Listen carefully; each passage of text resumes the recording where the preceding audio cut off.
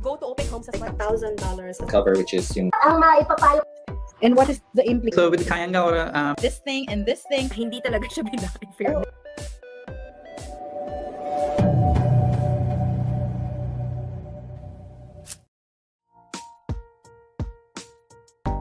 The pros and cons of taking a loan to buy bare land. Hello, everyone. Welcome back to another episode of Home Buying Tips in New Zealand.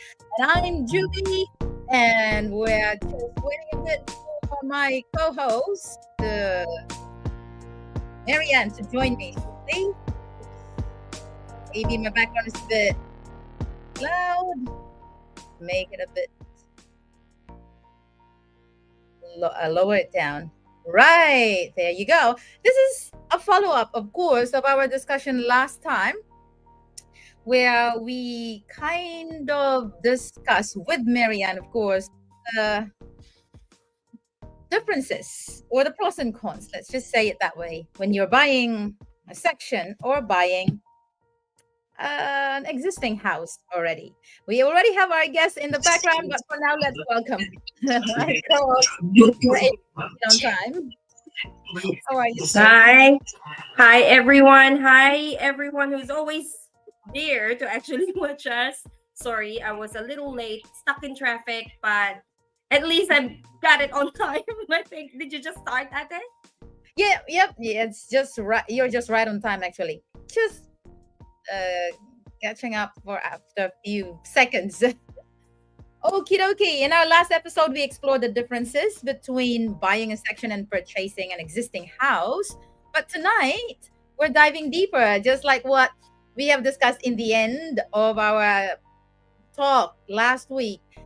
We've invited actually a returning guest so he can talk about the financing options for buying bare land, because this is something that is really his expertise, and he can better guide us on how to do this.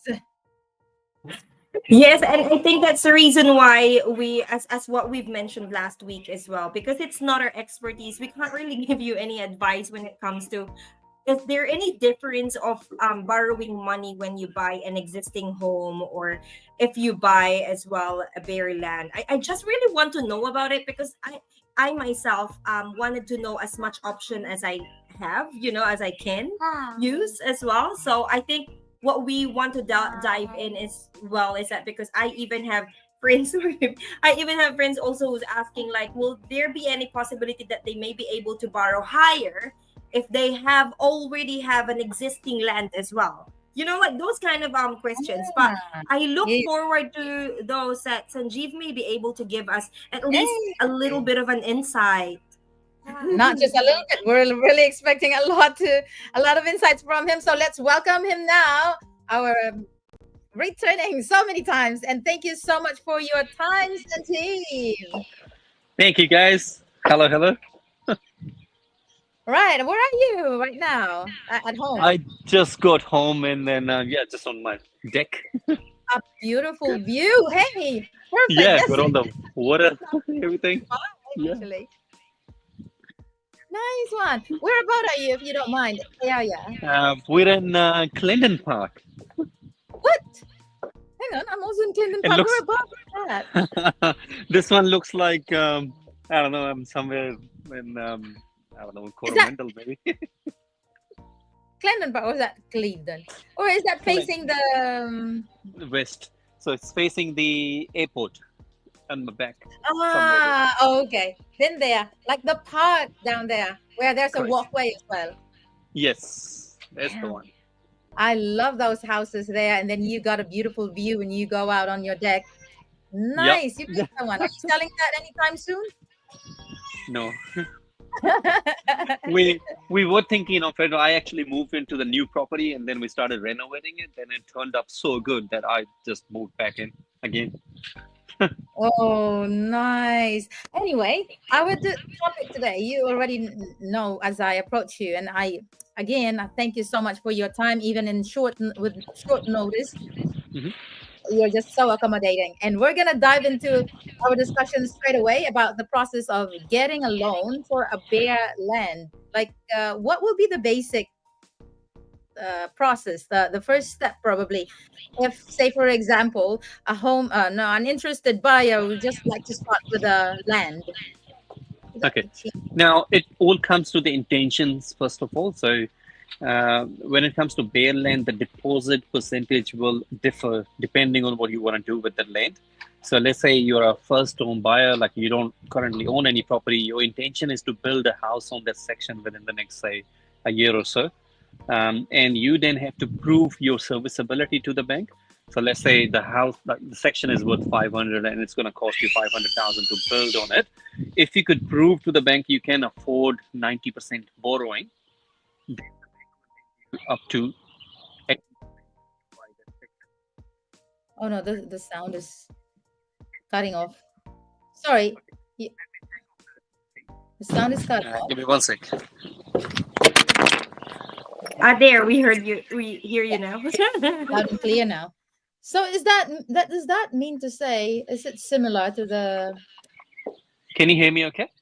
yeah, we can hear you now loud and clear. Okay. So it all depends on the intention, like what exactly you're looking to do with the land, first of all.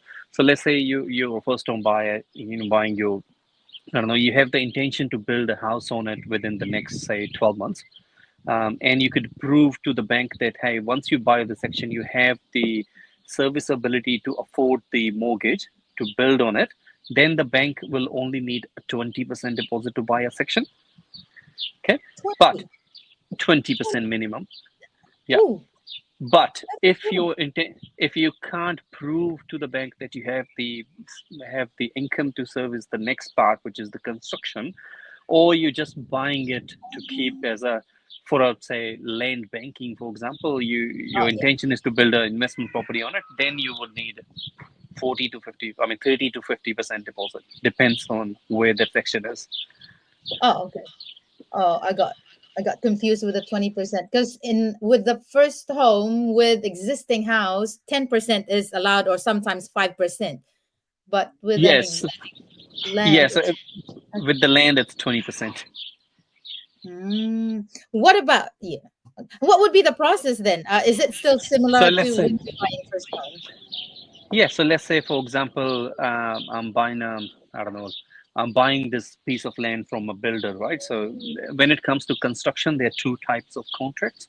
It's either a turnkey contract or a progressive drawdown. So with the turnkey contract, you usually just pay them 5 or 10% deposit, and the rest 90% will be paid to the builder at the completion of the house. So that's turnkey. But then most builders, they prefer you to have a progressive sort of a settlement. So how that works is basically, let's say, if I give you a very basic example, let's say this is home and income, home and land package is worth Yeah. $1 million. Okay, the builder wants $1 million from you. However, what they want you to do is the bank will lend you up to 90% on that, right? For example, like a normal bank, you have to have 10% deposit to afford this $1 million house.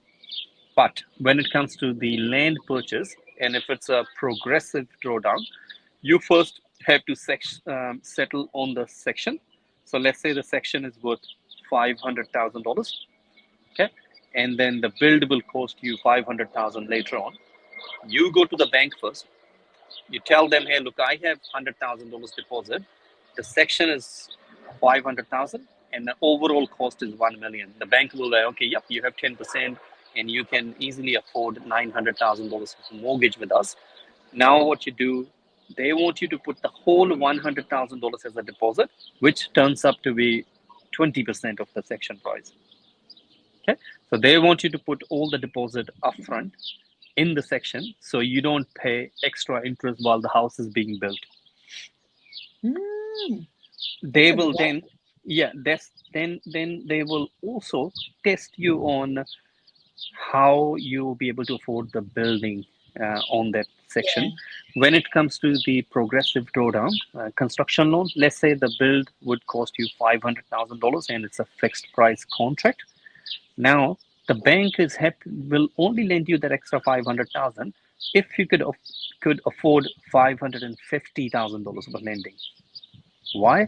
They will add extra 10 to 15% on top of your build contract to make sure if for some reason the building material goes up or something happens and your cost goes up, you have the means to finish this house. Mm. So they want to make sure that you'll be able to finish your project and not leave it lying unfinished. So, This becomes more risky to the bank. So in theory, you will have to have 20% deposit for the section. percent deposit. So what if you're not sure yet when you're going to start building the house, but you just want to start paying for the land? Would that be possible?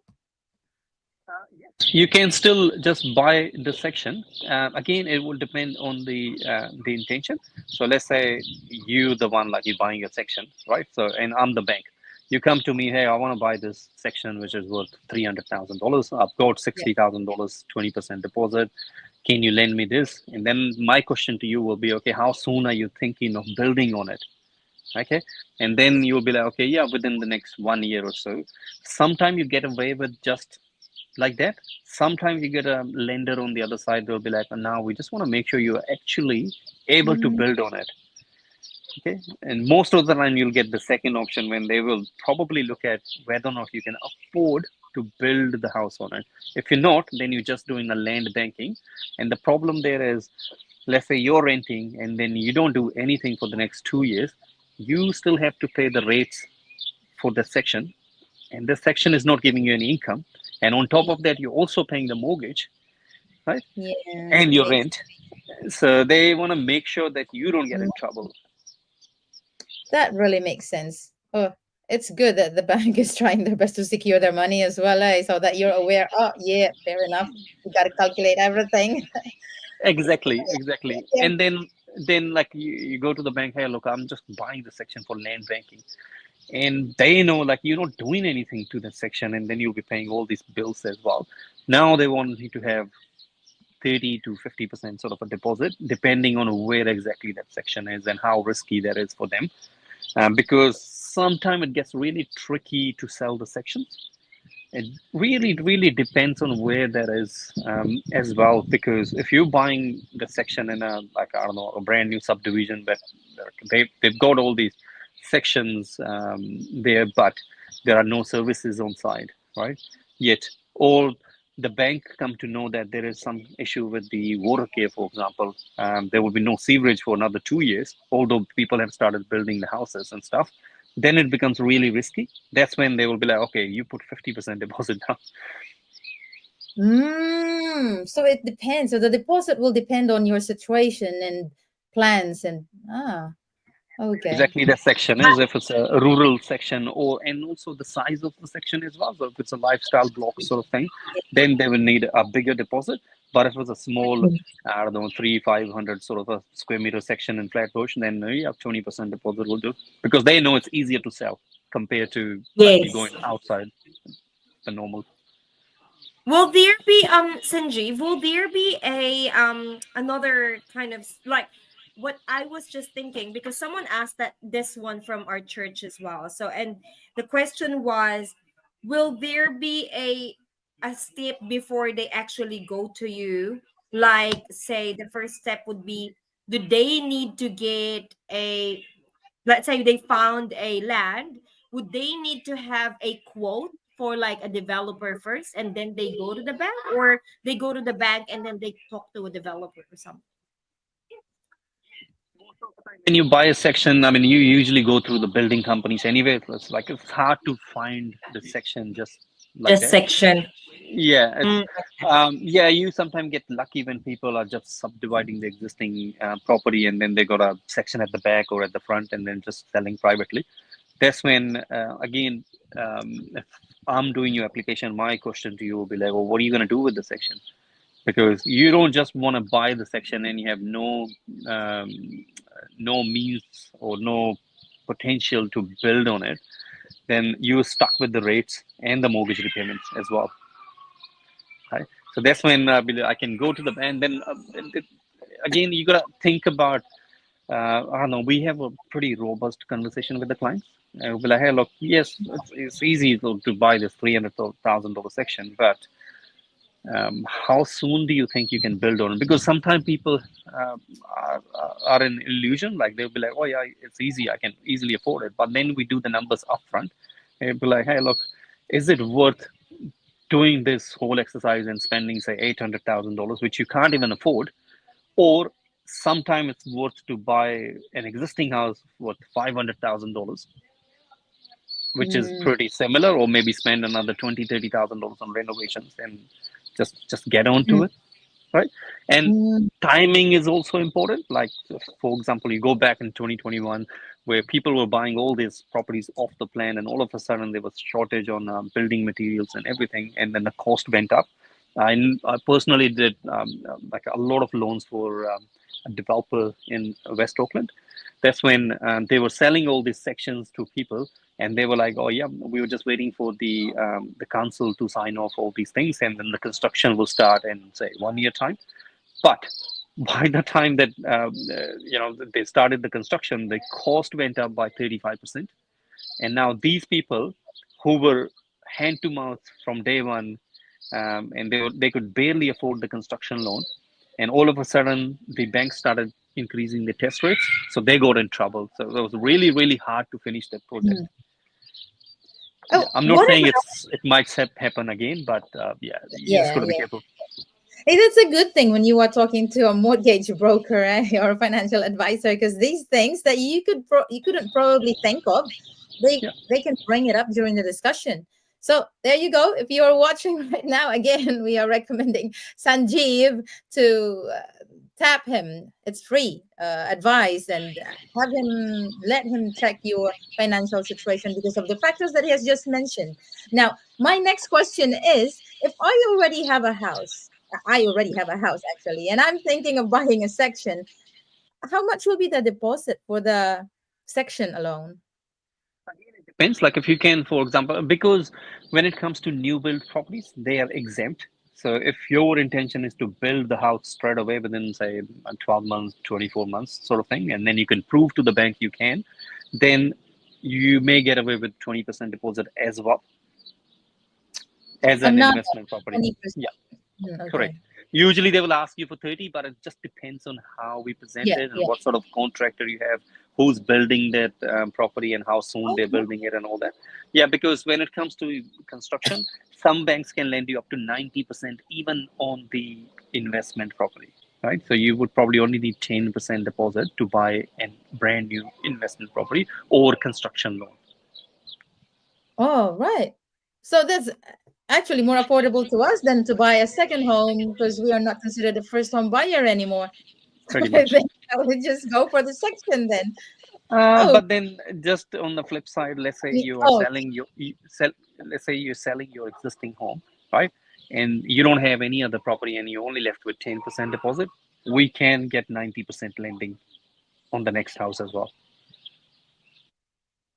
90% Oh, lending. Also, that yeah, means 10% deposit. I'm correct. I'm I'm flipping the percentages. Cool. All right, that's a good option. You can buy your second house with 10% deposit as well, as long as you're living in that house and you don't have any other property. Oh, we already have our property and we don't want to let go Build of it. buy new build properties, then you only need 10 to 20% deposit. I don't like the new build now because you don't have enough space for parking. That's the sad. Very Yes. Yeah. Question. I have a question. Actually, I'm not gonna be anonymous. It's actually my question, Sanjeev. Because I actually asked, I was supposed to apply for me and Steven, and Sanjeev has already sent me the link to, to send all the documents and everything. But it keeps on changing, the plans are changing. And I just wanted to ask, because if this is gonna be the case, Sanjeev, my mother-in-law has the house. It's a mortgage-free house, and let's just say he's gonna give it to my husband. It's gonna be under the name, so of course that's gonna be the first home, first home of the husband, of my husband. So if he owns that house and he wants to actually remove the existing house and build a new house on that house, how much of the equity of that house can he actually borrow? Or will also his status in life, like let's say he's got dependents and everything, will that affect as well his borrowing capacity for that? My question will be: does that house have any mortgage, or is it mortgage free? No, If it's mortgage more, free. if it's mortgage free, again, it depends on. So let's say your husband has Kiwi Saver. He's never owned a property. He can now use his Kiwi Saver. Let's say the mum wants a little bit of money out of him, right? So rather than gifting the whole thing to him, Mhm, uh, she wants probably $100,000 or $200,000 from him. So mhm. then what we can do is, because that property has got no mortgage, we can go to the bank and then say, hey, look, the house is actually worth $1 million, but the mum is happy to give it to your husband for $200,000. Okay. Mhm. We only need $200,000 from you. And then out of the 200,000, he's got $50,000 in Kiwi. Say, well, I actually only need $150,000.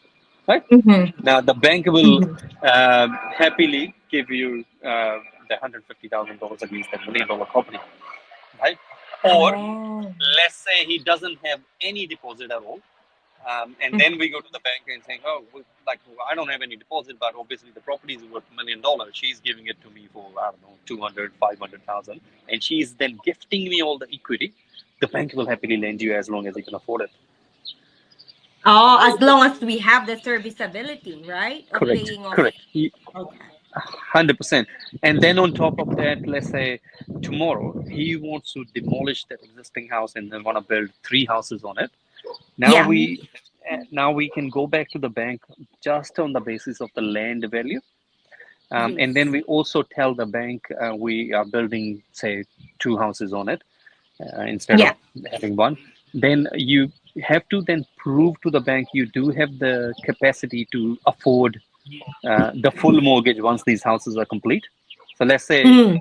it cost you, say, $1 million to build on it. Two Okay, Mhm. houses. but once those two houses are complete, they're worth $2 million. Okay, the Mm. but bank only has $1 million mortgage. It's easy for them. They'll be like, oh yeah, we're happy. We'll lend you $1 million as long as you can afford it with your current income and the rental income. Okay? If you can Ah. afford it, then they will do it. Or when it comes to a bigger development, let's say you're building four houses on it, and it's Mhm. costing you $1.5 million to build four houses. Okay, Mhm. and your intention is to keep all four properties as rentals. Mhm. If you could afford the $1.5 million with the rental income plus your income, then the bank will happily lend you that. But if we know, Oh. yeah, but if we know that we can't afford 1.5, maybe we can only afford $1 million, then we will tell the bank, hey, out of the four, we will sell one, and we will Mm. reduce the mortgage down to 700,000 against Mm. $3 million worth of properties. And then they'll be like, Yeah. yeah, we're fine, let's do it. What's funny, Sanjeev, is that that's actually the next. So I have two options that I was gonna ask you, and I'm pretty sure we will be in touch with you soon. And Yeah, that was actually my second question. My second question is because it's such a big land. It's a 635 square meter land. yeah. And I was thinking, I said, I'm pretty sure Sanjeev will be able to answer this because you wouldn't want to waste that space of just building one house. You would want to earn from it, like build a Go for it. couple of house or three houses. Yeah. And I'm pretty sure the bank would be happy to lend you that if you're going to be able to sell the other one. Yeah, because you're gonna be again, like, you don't always have to sell it, because we do a lot of deals for people who keep building more and more houses. So know someone, like, we just did a loan like last year. They had like two houses with the big sections, but they developed both properties. Now they own 10 houses. Huh? Ooh. Yeah, because they build five houses on each section. So they got 10 houses, and then they have $800 a week rent income coming from each house, right? So that's $8,000 a week in rental income. Whoa, Yeah. Ooh. So that's so that, smart. yeah, because the section they had, those houses have like very little mortgage on them initially when they Mm. started. So they basically whatever the rental income is, plus they're doing some basic jobs. They can Mm. easily afford those 10 houses just with the rental income itself. Wow. Wow. So the That's bank is like, smart. oh Okay. yeah, we're fine. Yeah, because of the rental income, they can actually start two more projects tomorrow if they want to. Yeah. Oh, Okay. We yeah. will be in touch with you, Sanjeev, soon. Yeah, do it. Do it I'm again.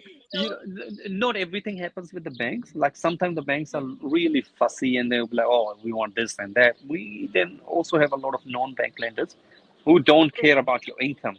All they want Yeah. is to get their money back on time, right? So Yes, they'll of give you a course. year to finish the whole project. I don't know, like let's say you're making like $2 million profit or like $1 million profit out of it, and then you ended Mm. up paying $200,000 in interest costs, you still made Mm. $800,000 profit, right? Rather than just just thinking about, oh yeah, bank's cost is only 100K, but the non-banker cost is like $120,000. I don't want to pay extra 20,000. Just to save that 20,000, you end up losing $800,000 in profit. yeah. True. That's That's why so you true. Yes, that's why when you see like most of the development, like 70-80% of the developments happen through non-bank lenders, because Yeah. developers don't waste their time. They just want to get it Mm. done as quickly as possible and move on to the next one. Mm. Oh, now you've got an idea. I actually have that answered so much of my question. The only thing is, I was like, Me I was too. pushing my husband and my in-law to like, just talk to Sanjeev, just talk to Sanjeev. I'm pretty sure Sanjeev will be able to answer everything. Yeah, That's right. when it comes to only two or three houses, then can easily do it with the bank, no problem. When it comes to Yeah. like 6, 7, 10 houses on a big section, then it's mostly a non-bank sort of a deal. Mm, mm. Oh, that's true. If you were to Oh, be that's asked, very Sanjeev, would you advise a buyer to buy an existing home or buy a section instead? Look, it really depends where you're looking to buy and your personal choices. Like for someone like me, I don't know, like if I want to build an investment portfolio, I want to buy something under the market value, and Mm. you don't buy a new build under the market value. It's mm, really rare that you will find something that's like $100,000 cheaper or $50,000 cheaper, right? mm, Because you're buying a property that's already been done up. Like there's nothing you can do to improve its value. Okay, mm, and then other Yeah. thing is it just building materials keep going up in cost. So if I give you an example, I don't know, like if you're buying a basic house in South Oakland for around $700,000-800,000 existing property, like on a decent section, 150 square meter floor area and all that stuff. Same property, if you want to build as a new build, will probably cost you over $1 million, because you're going to mm. find that section, and then probably just the build itself will cost you $500,000 to $600,000, Mm. right? Because of the material cost has gone up so much. So sometimes if you look at from that angle, like, and then again, especially when it comes to regions, for example, we do a lot of lending outside of Auckland, like Rotorua, Hawke's Bay, Christchurch, everywhere. So if you're buying an existing house for say around four to $500,000, if you were to rebuild that same house, will cost you more than the existing house, just the rebuild cost. Yeah. Okay. So All right. that's Awesome. when like most of our clients they probably go with the existing house, because they're cheaper. I would rather spend $20,000-30,000 on renovations and look at like how I can improve the value of that property, other than just relying on the capital gains on like I'm relying on the market conditions. But it sometimes works for you as well. But because when it comes to new build, you get to do I don't know, like you pick and choose what exactly you want in the house, right? um, you know what sort of shower you want, or like how big Yeah. the living room needs to be and all those things. So again, there's nothing wrong or right, it's personal choice. Personal choice. Yes. So true. Yeah, but And I Okay. think new builds are a lot usually of, expensive. New build. yeah.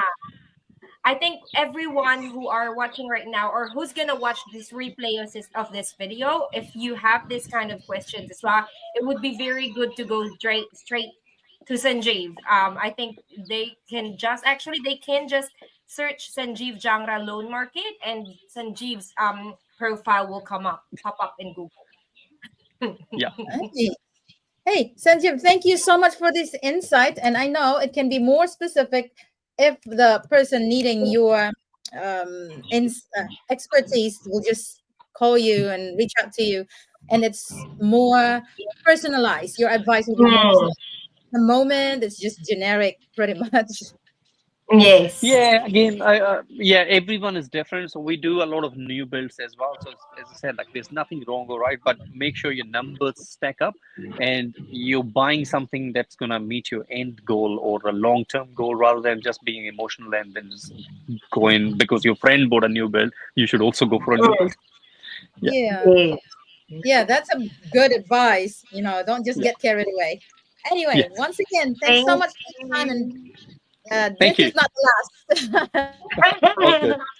Right. Thanks, Sanjeev. See Nice you seeing guys. you Oh, Cheers. again. thanks so Thank much. you. Bye bye. Bye. Bye. Oh, Oh, that there was you so go. What cool, a Ate. That answered my insightful. question. I We're actually know. really gonna get in touch with him soon. I like the idea of, say you already have an existing land, say for example, and then change it or subdivide it, you know, Yes. and have it rented out. You don't have to sell it. It is actually very smart. I think that we may have kababayans who are in the same situation as my in-laws because they Yeah, may be in here for quite a while and they pretty much they bought the house for so long, 1980s, 1990s, and and have they a good might have only section, paid. a wide Yeah, section. they might have. Yes, and they might have paid off that mortgage same as my in-laws and what Sanjeev mentioned at the right that bank will happily lend you because if you're gonna earn out of it and pay off the mortgage, then that's very easy for them to decide that yes, of course, there's affordability for this people. So yeah, Yeah. that's such a good insight. I love those. I've taken note of those factors that he mentioned. The first one is intention, and then your financial situation, and the last one is the timing. So yeah, thanks. That's pretty much us tonight. It's quite fast and smooth sailing. Thank you so much for Yes. watching, and I hope you've learned something again. Ate, another thing, it actually answered one of our questions that we were thinking of, like, oh yeah, let's wait for Sanjeev. Remember how we asked last week, we were kind of talking about how if you're choosing a land where you buy, and remember what Sanjeev mentioned earlier is that the location really puts a big factor. Yeah, like like what he mentioned, that if maybe if you're buying a section from in Botany or in Flatbush and everything, and maybe able to you can kind of land bank it because it can easily be sold, but then Mm, land banking and buying, say, in Clevedon or in Hunua and everything like that, I think it will be very, very kind of, all the way to the bottom of the bank to allow you to borrow to land bank in those areas. So mm. that answered one of our questions as well. So that's Oh, yeah. really cool. Awesome. That's good that you still remember that. Right. Thank There you go. you. Yeah, if you are happy with this episode of ours and you want to suggest the next topic that you would like us to discuss more, by the way, we've got more topics lined up and we're reaching out to developers as well. We're just finding time to really sit down and come up with cool discussion. And don't hesitate to reach out to us or share this with your friends who are still doubting whether they're going to buy a house or not yet, or a land or a existing house. Many things under the heat of the sun. Check out our playlist so you know what you want to know more about. Awesome. And I've got another podcast on Friday for the New Zealand teaching advice. And yeah, do you have any event coming up? Manurewa, Kabansi Manurewa this Sunday.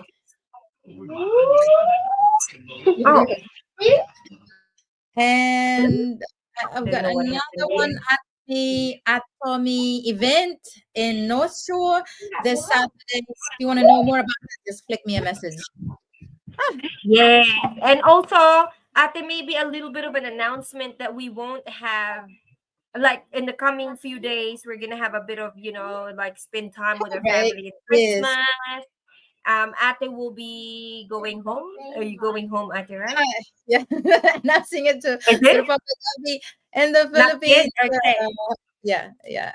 Next week. Yeah. So we'll just have a quick recap on what we have discussed this year with about the home buying in New Zealand.